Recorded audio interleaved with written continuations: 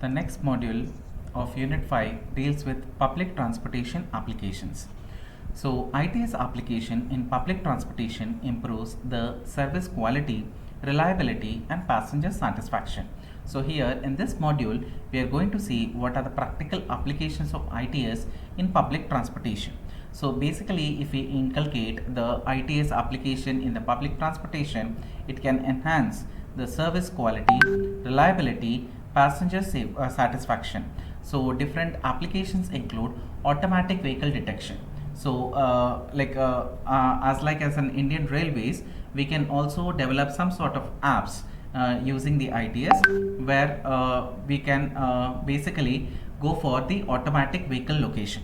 So in this automatic vehicle location, we can trace where our vehicle is, from where it is starting, where it is ending, what is the fare of the bus or the public transportation. So everything we can find out due to this public transportation application. So we can find out what is a real-time passenger information system. So what is the real-time passengers related to that mode of transportation, we can also find out using this ITS application. We can go for electronic ticketing and fare collection. So this has already been implemented, where we can see in most of the states this electronic ticketing happens and the fare collection is basically take place through automatically. Transit signal priority. So basically these type of technologies increase the public transportation attractiveness and operational efficiency. Coming to automated highway systems. So automated highway systems are advanced ITS application. So here the vehicle control is partially or fully automated to improve the safety and capacity. So it includes lane keeping assistance. So automated highway systems basically regulate the lane changing behavior that we basically see in the heterogeneous type of traffic, where people keep on changing the lane and that causes disturbance to the other vehicle which is coming behind them. Or adaptive cruise control. So we can also go for the cruise control in the automated highway system. Automated lane changing, infrastructure vehicle communication. We can build a communication between infrastructure to the vehicle, in the sense the road to the vehicle, where the road geometry and different parameters, physical parameters of the roads can be communicated through this automated highway system. So basically it reduces the human error and increases the road carrying capacity. So the capacity and level of service using this automated highway systems can basically increase. Now vehicles in platoons. What is vehicle platooning? So vehicle platooning involves a group of vehicles which are traveling closely together using automated control and vehicle to vehicle communication. So basically at whenever there is a huge congestion, so the vehicles basically form a platoons where they are closely linked from each other. So that in that case the grouping of the vehicles can be done on the control of the vehicles can usually be done through automatic control and vehicle to vehicle communication. So if the vehicles are in platoon, if we can inculcate what is the ITS structure over there, then we can reduce the aerodynamic drag, we can improve the fuel efficiency, increase the roadway capacity and level of service, we can improve the safety. And so this platooning is particularly useful for freight transportation and automated highways. So for the fleet transportation and the automated highways, this platooning is very important when it is integrated with the ITS thing. Now let us see what are the benefits of ITS. So there are several benefits of ITS, some of which are listed below. So one is the time saving. So using of ITS and on the road can go for time saving. It means the delay on the roads can be decreased. Better emergency responses time and services, reduce crashes and fatalities. This is a very important parameter which we are looking at, because as per the MOTH report, the number of accidents have been increasing day by day. So the inculcation of the ITS on the roads can reduce the crashes and fatalities on the road. Cost avoidance, we can minimize the cost avoidance. Then increase customer satisfaction, then energy and environmental benefits. So the energy can be consumed less and there can be environmental benefits in terms of like air pollution, and the noise pollution can be minimized if we can use ITS in a proper way.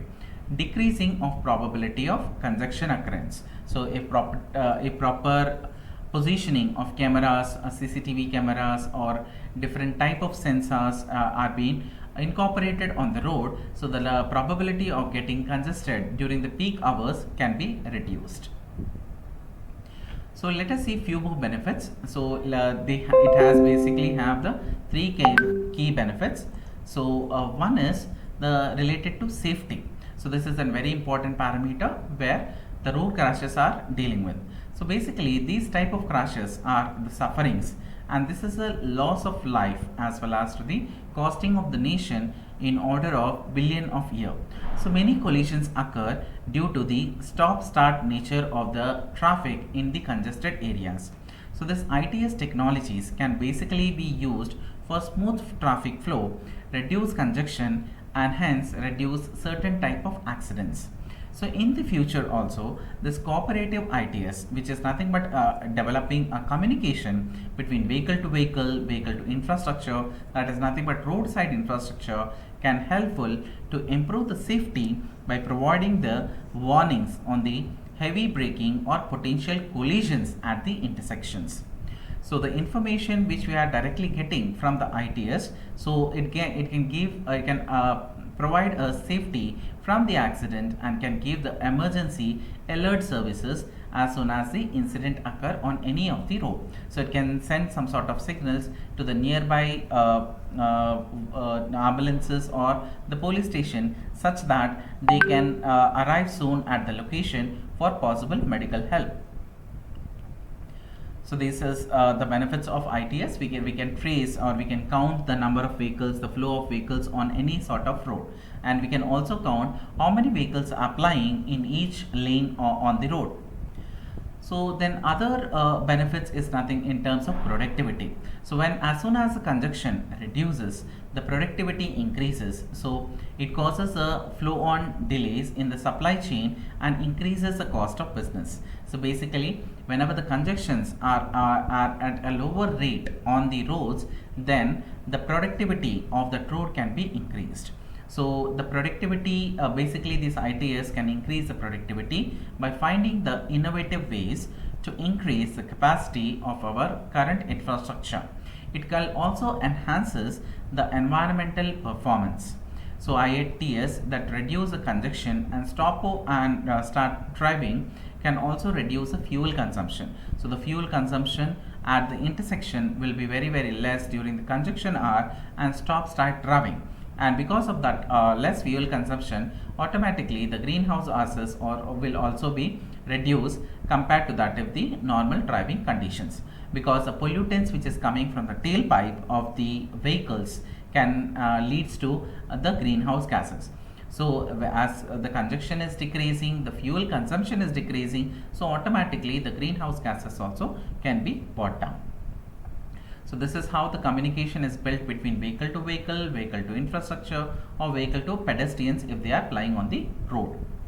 So this is how the implementation of ITS look like. So there are again infrastructure benefits related to ITS. So the accident cost saving. So accidents will be reduced by 44% if the ITS is properly being applied on the roads.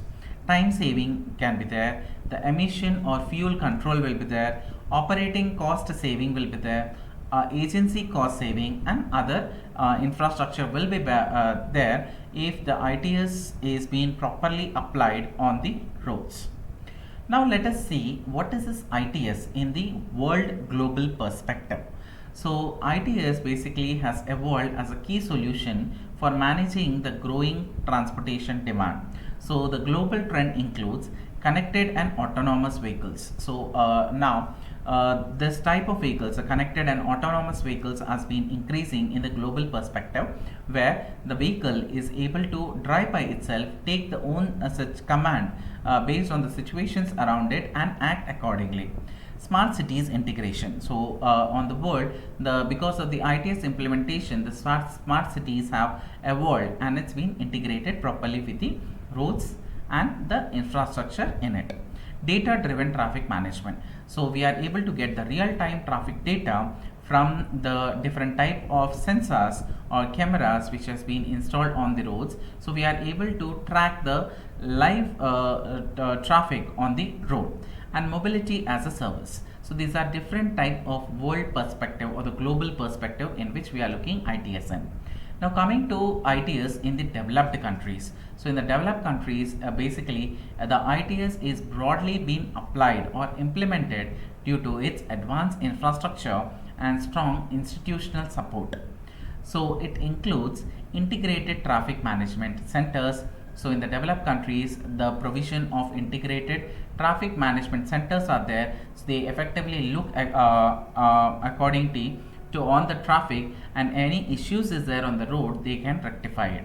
Nationwide electronic tolling. So this causes the less burden on the people for collecting the toll, which is done through manually. But now because of this ITS implementation, the electronic tolling has become very easy, where the transponders are taking information from the FASTag patches, and then we are getting information such that there is no formation of queue at the toll plazas. Advanced public transportation ITS, so where advanced public transportation has been installed, where we have different apps related to public transportation, like we can find out what is the kind of journey, from where it is starting, where it is moving, what is the fare, where it is stopping, is it halted or any sort of delayed had happened to the public transportation or not, that can be properly seen in the developed countries. High penetration of connected vehicles technologies. So this type of connected vehicles have come into a huge existence. Like let us see, some of the countries are USA, Japan, European Union countries and South Korea, where this ITS is being implemented thoroughly and effectively in these type of developed countries. So how about developing countries? So in developing countries, the ITS implementation focus on cost effective and scalable solution. So here we are able to include adaptive traffic controls, signal control. So based on the traffic, based on the peak hour data, so we can go for adaptive traffic control signal. Surveillance based traffic management. So in ITS, the surveillance, based on the surveillance, we are able to manage the traffic at that situation. Smart public transport systems have come. Mobile based traveler information. So all the information related to our traveling has been incorporated in our smartphones, by which we are making our travel efficient and safe. So the challenges include basically funding constraints in the developing countries, heterogeneous traffic, which is a mixed type of traffic which is prevailing on the Indian roads. Basically all different modes of the vehicles, like from the cycle to an heavy vehicle like as a truck, share the same part of the road, and institutional coordination. So if these challenges we can inculcate, or if we can cross this type of constraint, then the ITS can be effectively being implied in the developing countries as well. So this is regarding your unit 5. Thank you.